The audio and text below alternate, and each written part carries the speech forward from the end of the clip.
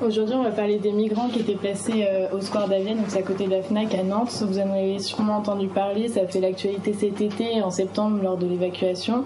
Donc aujourd'hui, on va parler des conditions qu'il y avait sur le campement, ainsi que ce qui s'est passé autour, et on parlera aussi de l'après-évacuation. Donc sur le campement, il y avait majoritairement des Africains de l'Est, donc beaucoup de Soudanais. Ils étaient souvent là depuis environ 3 mois sur le territoire français. Il y avait 440 tentes pour 500 personnes. Ils étaient installés avec l'assentiment de la municipalité de Nantes.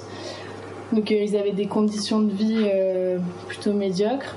Il n'y avait qu'un seul point d'eau afin qu'ils puissent faire à manger et laver leur linge. Il y avait un seul sanitaire qui était ouvert la journée mais fermé la nuit, donc ils ne pouvaient pas aller au sanitaire la nuit. En plus de ça, ils n'avaient pas assez de tentes, de matelas, de couverture pour tout le monde, donc c'était plutôt compliqué pour eux. S'ajoute à ça le fait qu'ils n'avaient pas assez de nourriture dû au manque d'argent. Donc il y avait des associations qui passaient fréquemment afin de leur donner de quoi se nourrir, se soigner, mais c'était pas forcément suffisant. Après, cette aide, elle a été quand même essentielle afin qu'ils puissent survivre malgré la faim et la fatigue qui était due aux mauvaises conditions. Et enfin, il y avait les maladies forcément, donc notamment la tuberculose et la gale qui ont été détectées sur le camp. Et il n'y a eu aucune aide sanitaire qui a été mise en place face à ça. Donc il y a un monsieur, par exemple, son bébé est tombé malade, il a appelé le 115 et on lui a dit qu'on n'avait pas assez de temps et de place pour s'occuper d'eux, donc il s'est retrouvé sans réponse face au problème. Du côté de l'opinion publique, les avis furent assez contrastés. En effet, nous avions d'une part une partie de la population qui se disait être contre l'emplacement de ces migrants au Square d'Avienne, le trouvant inapproprié car il se situait au carrefour d'un des plus grands marchés alimentaires de Nantes qui avait lieu tous les samedis et qui obstruait la circulation dans cet endroit. Néanmoins, dans un autre registre, d'autres habitants adoptèrent un comportement plus altruiste vis-à-vis de ces derniers et mirent à leur disposition différentes sortes de dons, tels que des dons alimentaires, des dons vestimentaires. Certains bénévoles offraient même de leur temps afin de pouvoir nettoyer le square et d'améliorer leurs conditions de vie très spartiates. De plus, des manifestations ont eu lieu le 4 août 2018 au centre de Nantes afin de forcer les pouvoirs publics et les collectivités locales à trouver un arrangement et une solution adéquate à la situation de ces migrants qui commençait à s'aggraver. D'ailleurs, cette situation a donc généré des désaccords entre la maire de Nantes, Johanna Rolland, et la préfète Nicole Klein. En effet, pour cette dernière, la complexité de la situation rendait l'hébergement des migrants quasi impossible.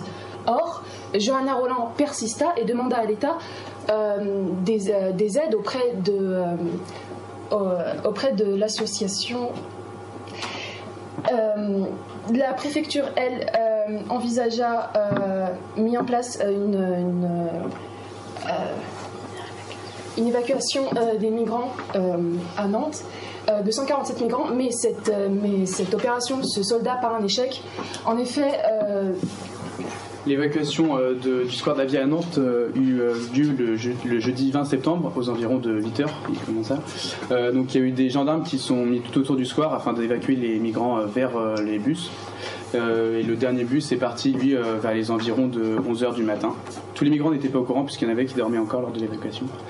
Cependant, cette situation, donc il y a 697 migrants qui étaient présents au Square d'Avienne, il y en a 667 qui ont été pris en charge par la mairie de Nantes dans différents gymnases municipaux.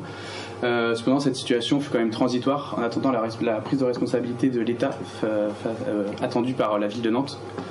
Les 667 migrants pris en charge par la ville de Nantes ont été ensuite dirigés vers 5 gymnases, puis ils ont été orientés vers différents lieux des logements plus durables, comme par exemple au Clos Taureau, à Saint-Herblain ou bien dans l'ancienne caserne Mélinette, ou aussi dans un bâtiment du diocèse de Nantes, afin qu'ils aient des meilleurs de logement.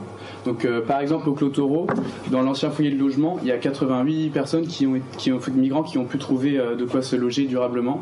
Avec l'aide en plus de nombreux habitants, ils ont pu trouver des vêtements ainsi que du matériel, des meubles. Et aussi, il y a des gens qui ont créé des squats, comme par exemple dans la rue Émile Zola à Rezé, où a été logé 7 migrants. L'État n'était pas le seul acteur, car en effet, il a été aidé par de nombreuses associations. Et ensemble, ils ont fourni des vêtements, mais aussi des paniers alimentaires quotidiens à ces migrants depuis le début de l'été 2018. Et ils ont aussi aidé à avoir de meilleures conditions de vie, des meilleurs niveaux de vie dans les logements mis à disposition. S'ajoutent à cela des priorités administratives qui sont d'avoir des droits à la complémentaire santé nationale, mais aussi d'avoir des titres de transport ou bien même de gérer leur dossier en accord avec l'Office national de l'immigration et de l'intégration française. Donc par exemple au Clos Taureau, il y a 4 travailleurs sociaux qui se relaient 7 jours sur 7 de 9h à 18h afin d'aider ces migrants à travailler sur leur projet administratif et ils leur proposent aussi d'apprendre à cuisiner ou de pouvoir faire des activités sportives durant la journée pour que la journée passe plus vite.